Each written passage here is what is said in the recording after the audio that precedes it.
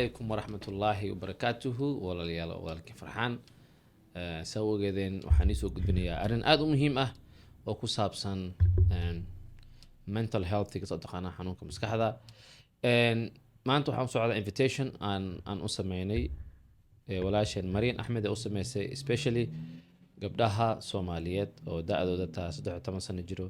ilaa 21 sano gabdhaha dhalinyarada youth-ka ah waxay u sameysay qado special ah ugu talagashay in waqti la qaadato beritoole oo sabti ah on November 25th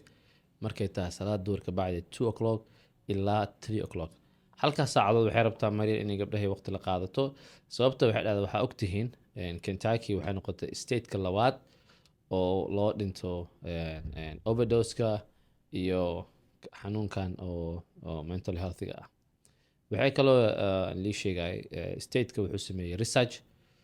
ardayda afartii oo mid ka mid ah noloshiisa mar ayuu ku fikiray inuu mataqaanaa depression uu qaado stress uu qaado marka muhiimadda waxaa waaye oo arrinkan ooga leenahay in laga wacyigeliyo ilmaheena xanuunkan si looga hortagi karo maxaa loo baahan yahay resource ka jira maxaa waaye diinteena maxay ka qabtaa waxaasoo idil ayay walaashan Marian iyo ay kala hadli doontaa iyo aniga marka gabdhaha kaliya unbaa loo sameeyey wiilasha marar badanaa loo sameeyey gabdhahana kuwii yarna waa loo sameeyey laakiin tookadan waxaa qaas looga dhigay youth-ka gabdhaha youth-ka ah oo in la siiyo resource-ka u baahan yihiin in la sheekaysato in ay dhahdo hadda u baahataan caawimaad because Marian waa gabar ku takhasustay xanuunka maskaxda waana also licensed clinical social worker way isbitaalka ka shaqeysa oo la yiraahdo Brooks marka waxay rabtay aqoonteeda iyo caawimadeeda inay community ku soo kordhiso